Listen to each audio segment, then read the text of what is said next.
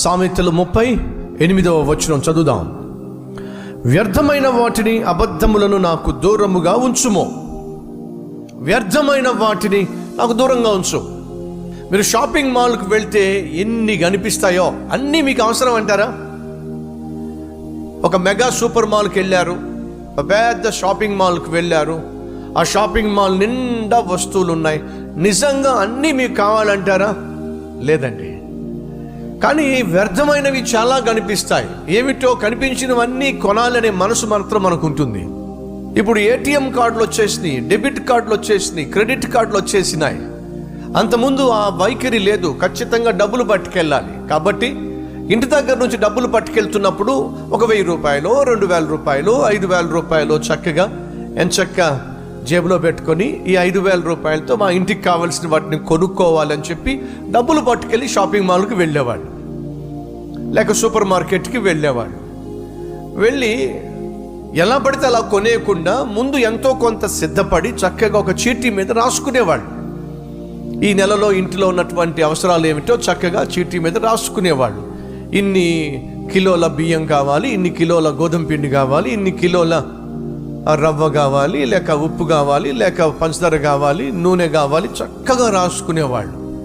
ఎన్ని కేజీలు కావాలో అవన్నీ రాసుకొని దాన్ని తీసుకుని వెళ్ళి కిరాణా షాప్లో వాడికి ఇస్తే చాలు, వాడే మొత్తం అన్నీ తీసుకొచ్చేసి చక్కగా మీ ముందు పెట్టి తూకం వేసి ఇచ్చేసేవాడు.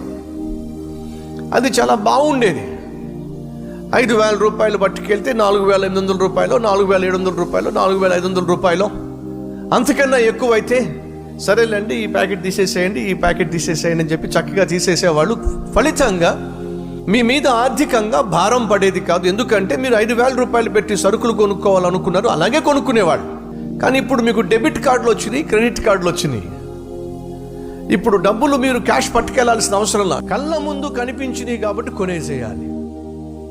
మీరు షాపింగ్ మాల్కి వెళ్ళండి, మెగా మార్కెట్స్కి వెళ్ళండి, సూపర్ మార్కెట్స్కి వెళ్ళండి. సాధారణంగా మనం కొనేవి నిజంగా అత్యవసరం అంటారా? కాదండి. మరి ఎందుకు కొంటున్నారు? ఆకర్షణీయంగా ఉంది కాబట్టి కొంటున్నాం. అవసరం వేరు, ఆకర్షణ వేరు.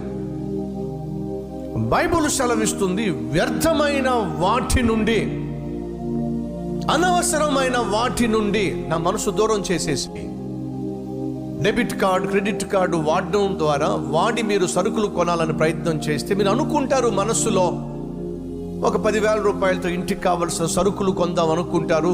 అలా అనుకొని మీరు షాపింగ్ మాల్కి వెళ్తారు. కళ్ళ ముందు చాలా వెరైటీస్ కనిపిస్తూ ఉంటాయి. షాపింగ్ మాల్ అంటే సూపర్ మార్కెట్కి వెళ్తారు, మెగా సూపర్ మార్కెట్కి వెళ్తారు. అక్కడ రకరకాల నూనెలు ఉంటాయి, రకరకాల సోపులు ఉంటాయి, రకరకాల పేస్టులు ఉంటాయి, రకరకాల టేస్టులు ఉంటాయి. వీటన్నిటిని బట్టి మీరు ఏం చేస్తారంటే దాన్ని తీసుకుంటారు, ఇది తీసుకుంటారు, అది తీసుకుంటారు. మొత్తం మళ్ళీ వాడు మీకు ఒక బండిస్తాడు తోసుకుని వెళ్ళడానికి. ఒకటి కాదు, అంతకుముందు సంచి పట్టుకెళ్ళే వాళ్ళు ఇప్పుడు సంచులు కాదు, బండ్లే ఇస్తున్నారు వాళ్ళు. సో ఆ బండుల్లో దోసుకుంటూ వెళ్తాం. ఆడికి వచ్చేసరికి మీరు అనుకుందేమో 10,000 రూపాయలు, అక్కడ తెలియదేమో 23,000 రూపాయలు. వెనకాల చాలా పెద్ద లైన్ ఉంటుంది. 23,000 రూపాయలు బిల్లు తేరింది. మీరు యాక్చువల్గా కొనుక్కోవాలనుకుంటే 10,000 రూపాయలు, కొనుక్కుందేమో 23,000 రూపాయలు. వెనకాలేమో వాళ్ళు తొందర చేస్తూ ఉంటారు. వాళ్ళందరి ముందు లేదండి ఇది ఒక ప్యాకెట్టే కావాలి, అది కూడా ఒక ప్యాకెట్టే కావాలి, ఇది కూడా ఒక ప్యాకెట్టే కావాలి అని చెప్పి మీరు బిల్ చేసేసిన తర్వాత ఒక్కొక్క ప్యాకెట్ వెనక్కి తీస్తూ ఉంటే ఆ బిల్ కౌంటర్లో ఉన్నవాడు వింతగా చూస్తాడు, వెనకాల వాళ్ళు ఏమో తన్నేలాగా చూస్తారు.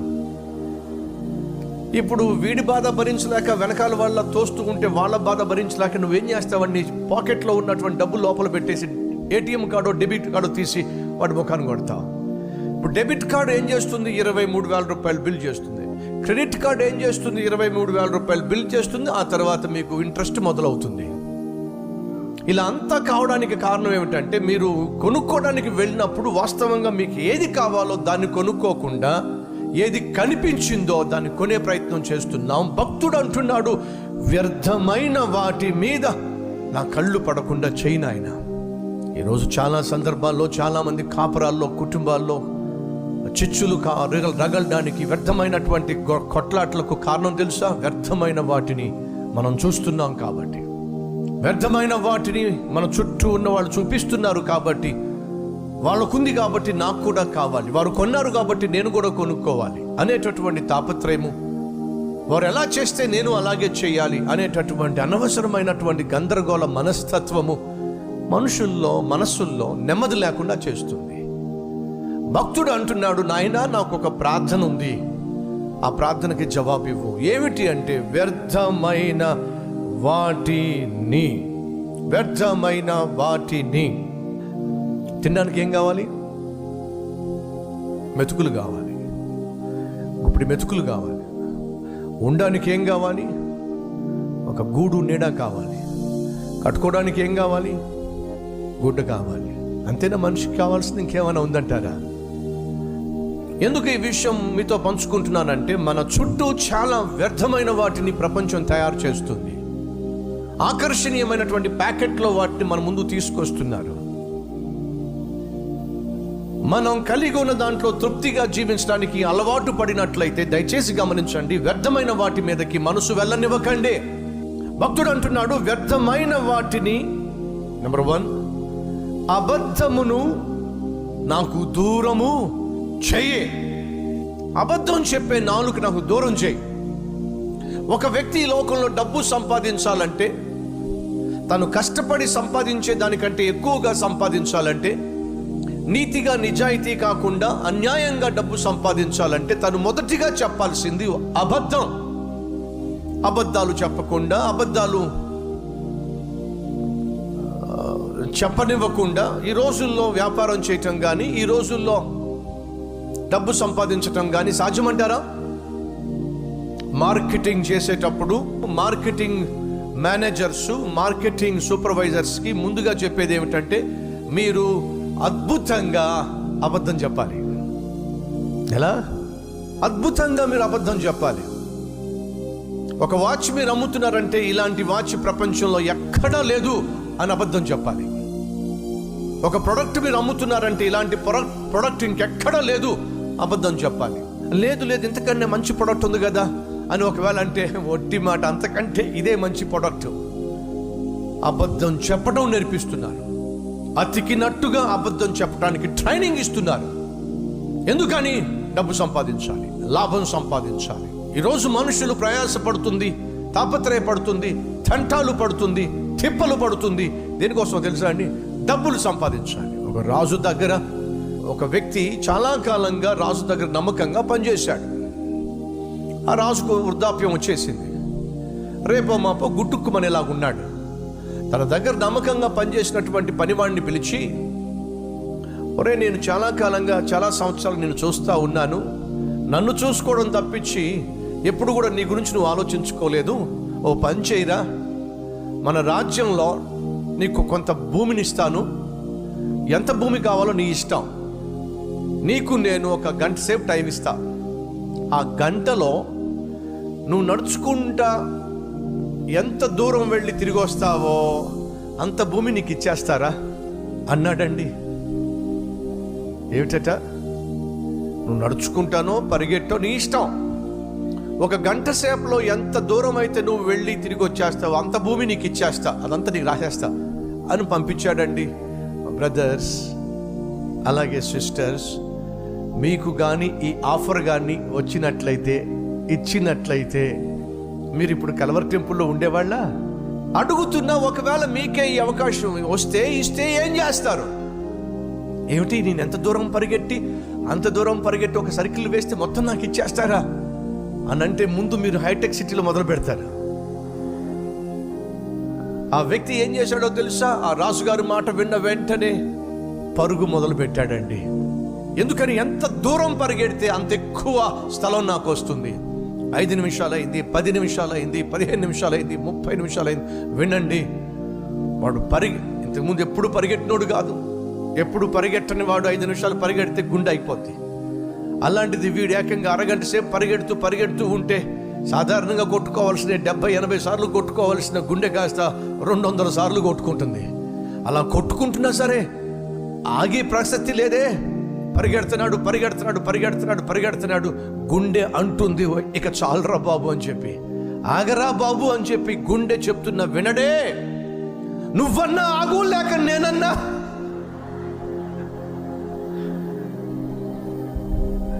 నువ్వన్నా ఆగు లేదా నేనన్నా. ఆగిపోతా. అయినా ఆగడే. గంట అయింది రాలా, గంటన్నర అయింది రాలా, 2 గంటలైంది రాలా, 4 గంటలైంది మనోడు రాలా. రాజుగారికి కబురు వచ్చింది. ఏమని? అదేమిటండి మీ దగ్గర పనిచేసేవాడు ఏమైందో ఏమో కానీ వాడు ఏంటో గుర్రంలాగా పరిగెట్టాడు, పరిగెట్టి పరిగెట్టి పరిగెట్టి పరిగెట్టి అరగంట సేపు అయిన తర్వాత బోర్లో పడిపోయాడు. దగ్గరికి వెళ్ళి చూస్తే ఏమైంది? అన్న పని అయింది. ఏమైంది? నువ్వన్నా ఆగు, నేనన్నా ఆగుతా అని చెప్పి గుండె చెప్పిందిగా, ఆగిపోయింది. వాస్తవంగా వీడికి కావాల్సింది ఏంటి చెప్పండి? ఎంత స్థలం కావాలి, ఎంత భూమి కావాలి? వాడు అనుకున్నాడు, ఎంత పెద్ద సర్కిల్ నేను వేస్తే అంత ఎక్కువ స్థలం నాకు వచ్చేసి ఏం చేసుకుంటావు నాయన? మనిషి ఆశకు, మనిషికున్న కోరికలకు ఈ రోజుల్లో ఏముండడంలా, మితం ఉండడంలా.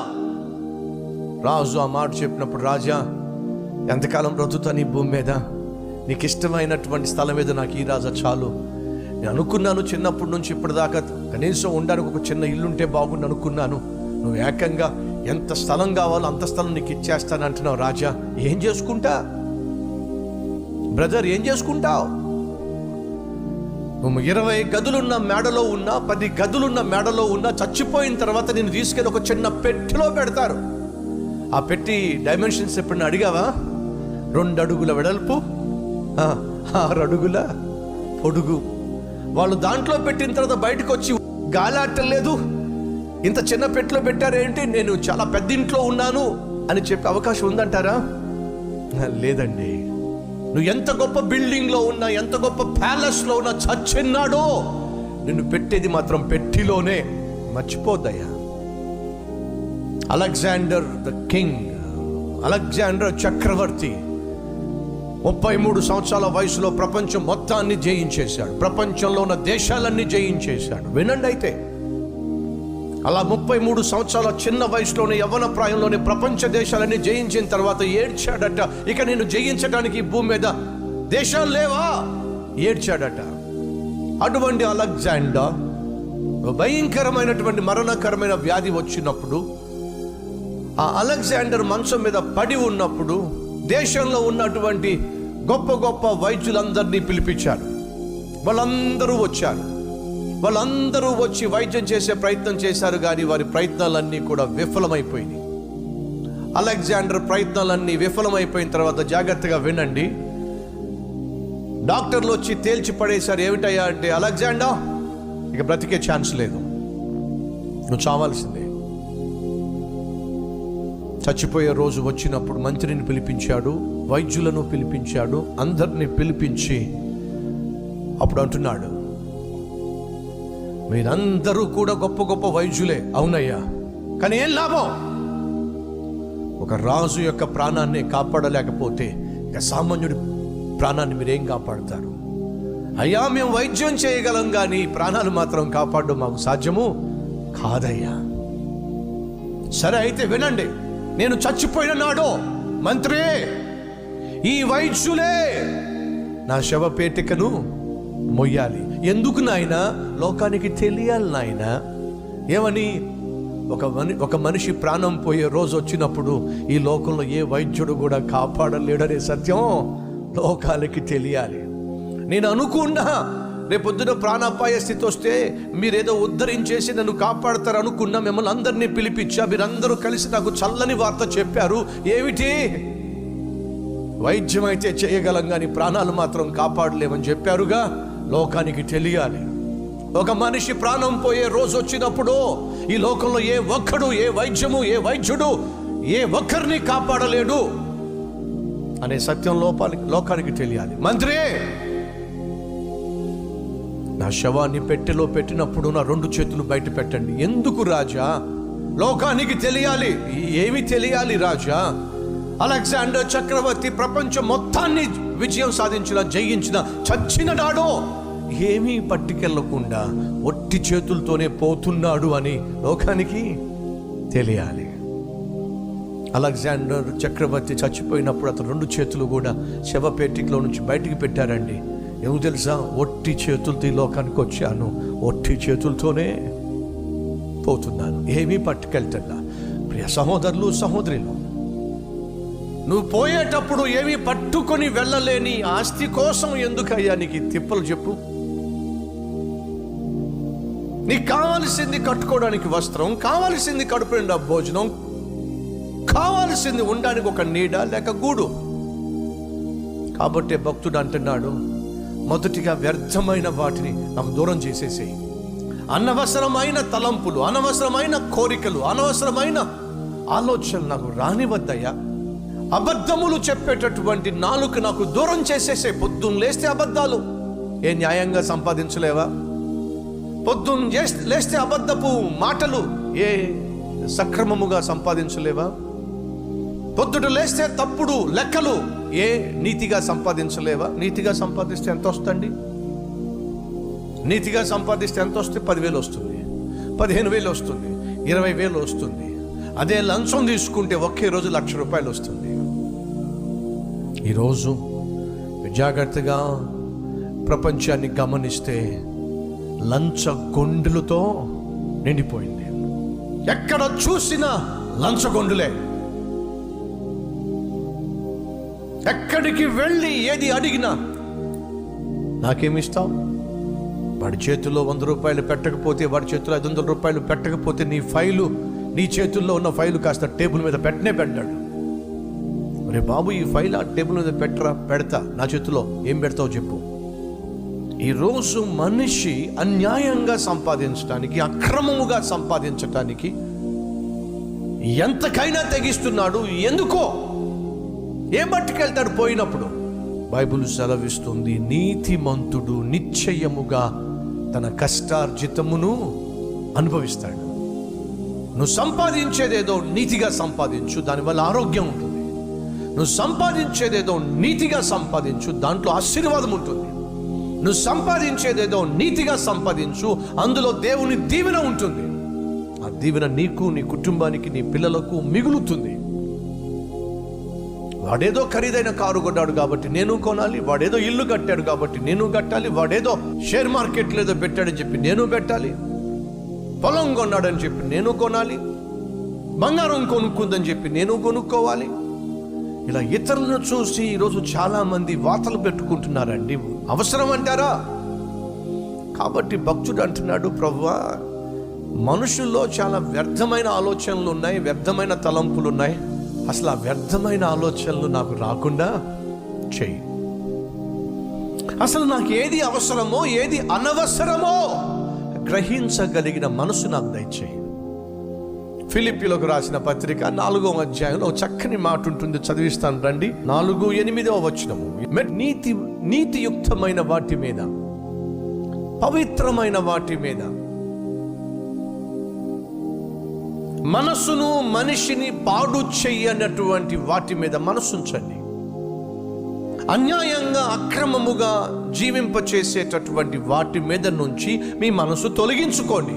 వ్యర్థమైన వాటిని మీ మనసులోకి రానివ్వకండి. వ్యర్థమైన వాటిని, అబద్ధములను నాకు దూరముగా ఉంచో. ఓ మాట అడుగుతాను, ఏమనుకోకుండా సమాధానం చెప్తారా? మీరు అసలు అబద్ధాలు చెప్తారా చెప్పరా? అవండి, అబద్ధాలు చెప్తారా చెప్పరా? అది చూసారా, అప్పుడే చెప్పేస్తున్నారు. అబద్ధాలు చెప్తామంటున్నారు. కానీ వాస్తవంగా మనం అబద్ధాలు చెప్పొచ్చా చెప్పకూడదా? అబద్ధాలు ఎక్కడి నుంచి వస్తాయి? ఎవరు పుట్టిస్తారు? లేక మీకు ఎవరు పంపిస్తారు? మీకు తెలుసా? అబద్ధాలు సైతాన్ దగ్గర నుంచి వస్తాయి. వాడు మొదటి నుంచి అబద్ధికుడు, అబద్ధములకు జనకుడు అని బైబిల్లో ఉంది. అబద్ధాలను పుట్టించేవాడే సైతాన్. నువ్వు నోట్లోంచి అబద్ధం రావాలి అంటే అది మొదట ఎక్కడి నుంచి రావాలి? సైతాన్ దగ్గర నుంచి రావాలి.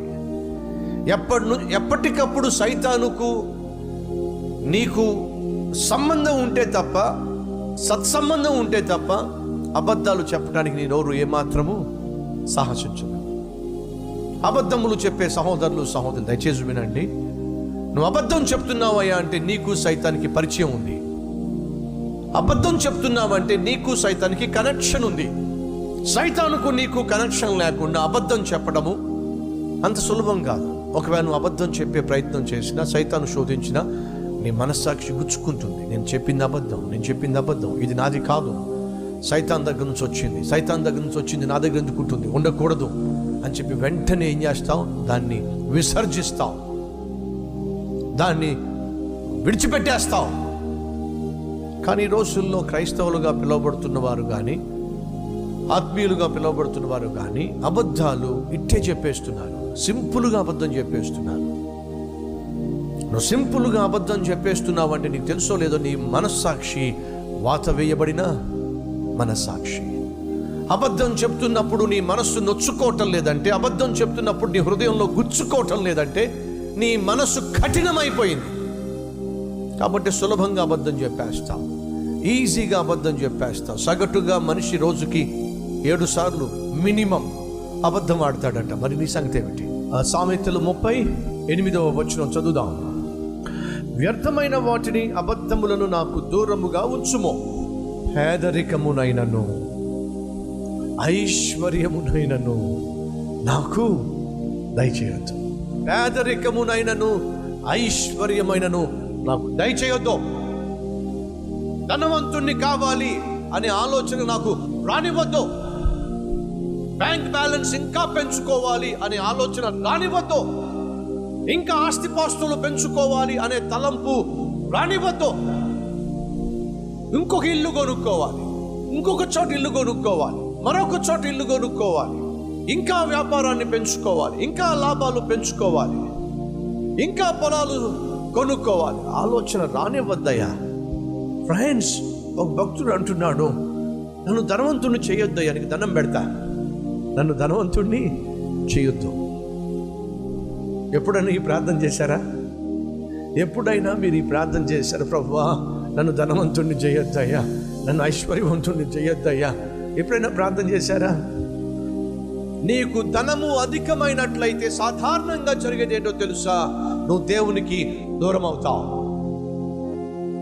సంపాదన ఎక్కువైనప్పుడు నువ్వు దేవుని మీద ఆధారపడడం తక్కువైపోతుంది.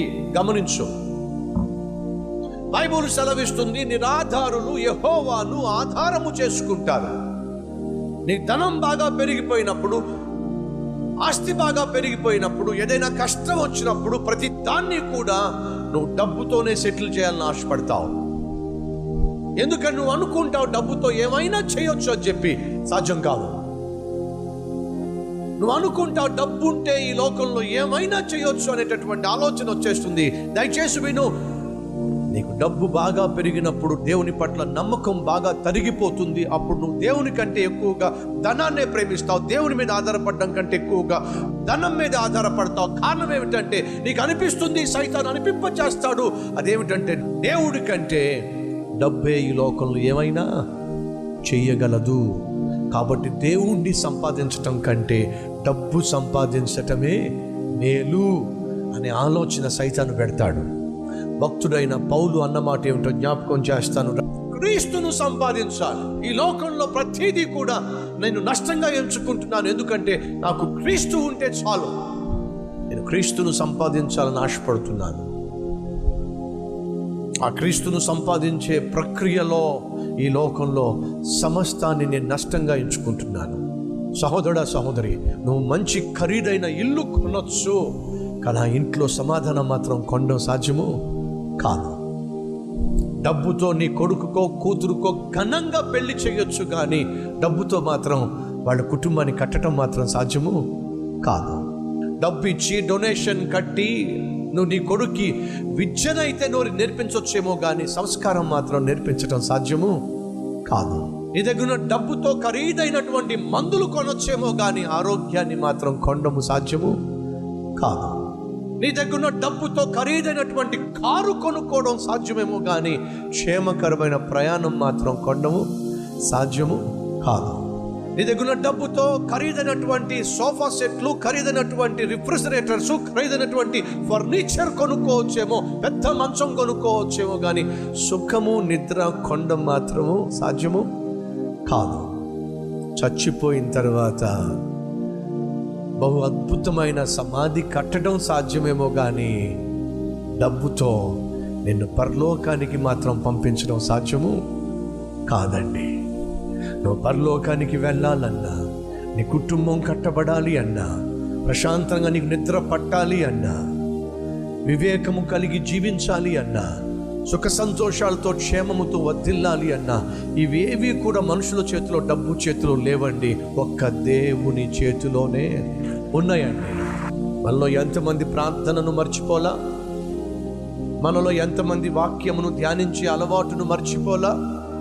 మనలో ఎంతమంది ఆత్మలను సంపాదించాలి, మరొకరిని ప్రభు సన్నిధికి నడిపించాలి అనే సత్యము మర్చిపోలా? అలా మర్చిపోవడానికి కారణం ఏమిటి? నీకు వచ్చిన ఉద్యోగమేగా. అలా మర్చిపోవడానికి కారణం ఏమిటి? నీకు వచ్చిన ప్రమోషనేగా. ప్రమోషన్ రాకమునుపు, ఉద్యోగం లేక మునుపు నువ్వేం చేసేవాడివి, ఏం చేసేదానివి? ప్రభువా ప్రభువా ప్రభువా ప్రభువా పొద్దుట్లేస్తే మోకరించేవాడివి.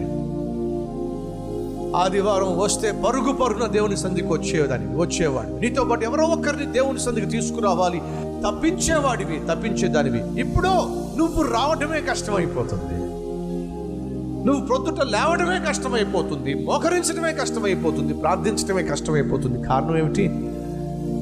సెక్యూరిటీ. ఇప్పుడు నీకు సెక్యూరిటీ ఉంది.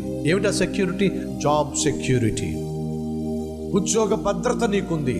నెల అయ్యేసరికి చేతికి 20, 30, 40, 50 లక్ష రూపాయలు చేతికి వస్తున్నాయి. ఇప్పుడు నువ్వు అనుకుంటున్నావు, నాకు ఇంకా దేవుడితో పని ఏమిటి? ఎంతసేపు పడుతుందండి ఆ దేవునికి నీ ఉద్యోగం ఊడగొట్టడానికి?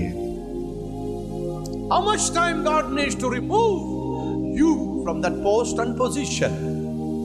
నువ్వు ఈరోజు ఏ కుర్చీలో కూర్చుంటున్నావో ఆ కుర్చీలో నుంచి నిన్ను ఖాళీ చేయించడానికి దేవునికి ఎంత సమయం పడుతుంది? ఎంత సమయం పడుతుంది చెప్పండి? ఆ కుర్చీలో నువ్వు కూర్చోడానికి నీకు 30 సంవత్సరాలు పట్టింది. ఒప్పుకోవా? ఆ కుర్చీలో నువ్వు కూర్చోడానికి 35 సంవత్సరాలు పట్టింది, 40 సంవత్సరాలు పట్టింది. ఎప్పటి నుంచో అనుకుంటున్నావు ప్రమోషన్ వస్తే ఆ కుర్చీలో కూర్చోవచ్చు, ప్రమోషన్ వస్తే ఆ కుర్చీలో కూర్చోవచ్చు. 15 సంవత్సరాలుగా ప్రమోషన్ కోసం ఎదురు చూస్తున్నావు. ఇప్పుడు నీ వయసు 45 సంవత్సరాలు, 50 సంవత్సరాలు. ఆ కుర్చీలో కూర్చోడానికి నీకు 50 సంవత్సరాలు పట్టింది. అదే కుర్చీలో నుంచి నిన్ను బయటికి తేవడానికి దేవునికి ఒక్క క్షణము చాలు. మర్చిపోవద్దు సహోదరుడా, మర్చిపోవద్దు సహోదరి. కాబట్టి భక్తుడు అంటున్నాడు, దేవా ఒక రిక్వెస్ట్ చేస్తా. ఏమిటో తెలుసా? ముందుగా పనికి మాలినవేవి కూడా నా మదిలోకి రాకుండా చెయ్యి, నా కంట కనపడకుండా చెయ్యి.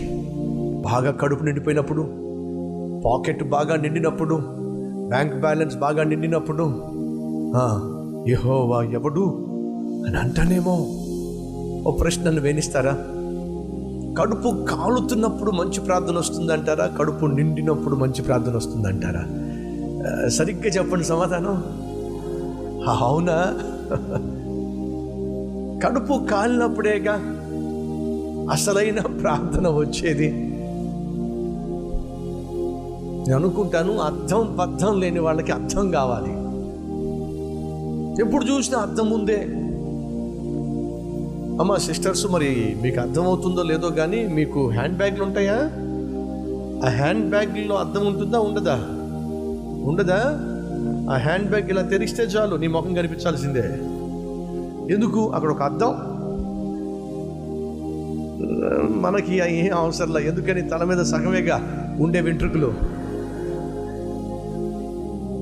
నాకు ఈ మధ్య ఒక ప్రశ్న వచ్చింది. ఆ ప్రశ్నకి జవాబు మీకు ఏమైనా తెలిస్తే చెప్పండి.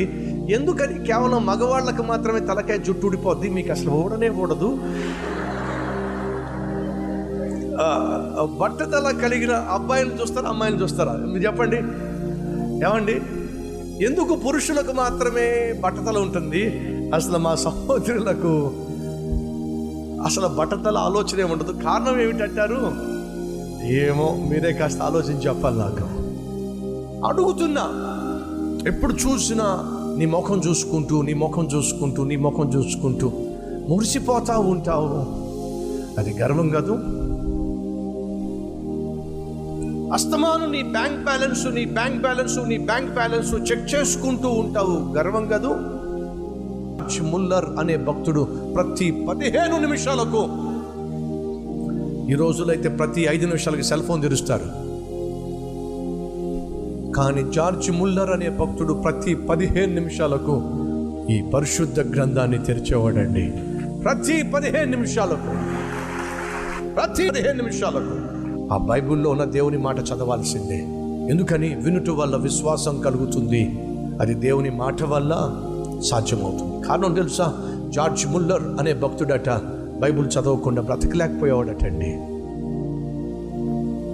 ఈ రోజుల్లో బైబుల్ లేకుండానే క్రైస్తవులు బ్రతికేస్తున్నారండి. వీళ్ళేం క్రైస్తవులండి? నరకానికి పోయే క్రైస్తవులు వీళ్ళు.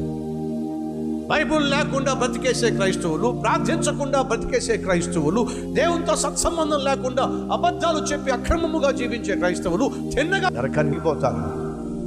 నువ్వు ఏ క్రైస్తవుడు ఒక్కసారి పరిశీలించుకో, ప్రశ్నించుకో. ఈ బ్రతికున్న 3 నాళ్ళు ప్రేమగా బ్రతుకు, ఆప్యాయంగా బ్రతుకు, అనురాగంతో బ్రతుకు, తృప్తిగా బ్రతుకు. నీ చుట్టూ ఉన్న వారితో సమాధానంగా సంతోషంగా బ్రతుకు. ఇంతకంటే గొప్ప ధన్యకరమైన జీవితము మరొకటి లేనే లేదు. ఈ సత్యాన్ని గుర్తించి బ్రతుకు. అదిద్దామా? Let us pray. పరిశుద్ధుడవైన తండ్రి, ఆ భక్తుడు ప్రార్థన చేసినట్టుగా ఈ సమయంలో మేము ప్రార్థన చేస్తున్నాం. వ్యర్థమైన వాటిని మా కళ్ళ నుంచి దూరం చేయండి. అనవసరమైన ఆలోచనలను, కోరికలను, ఆశయాలను మాకు దూరం చేయండి. వాటిని ఏదో సాధించటానికి అబద్ధములు చెప్పే నాలుక నుండి మమ్మలను దూరం చేయండి. అబద్ధములను దూరము చేయండి నాయనా. పేదరికము మా దరిదాపులకు రానివ్వకండి. పిచ్చి పనులు చేస్తావేమో. ఐశ్వర్యమును మా దగ్గరకు రానివ్వకండి. కొవ్వుతో, గర్వముతో మా హృదయము మదించి నిన్ను విడిచిపెట్టేస్తావేమో. ఆ శాపము మాకొద్దు నాయన. కలిగి ఉన్న దానిలో తృప్తి మాకు దయచేయండి. కట్టుకోవడానికి వస్త్రాలు ఇవ్వండి, తినడానికి తిండి ఇవ్వండి, ఉండడానికి ఒక నీడ ఇవ్వండి. అంతటిలో సంతృప్తిగా, సంతోషము జీవించే భాగ్యాన్ని మాకివ్వండి. ఫలితంగా ఈ భూమి మీద బ్రతికిన 3 నాళ్ళు సుఖ సంతోషాలతో, శాంతి సమాధానముతో వర్ధిల్లే బ్రతుకు మాకివ్వమని యేసు నామం పేరట ఈ ప్రార్థన సమర్పిస్తున్నాము తండ్రి. ఆమేన్. తండ్రి, కుమార, పరిశుద్ధాత్మ త్రియేక దేవుని దీవెన సదాకాలం మనందరికీ తోడై ఉండును గాక. ఆమేన్.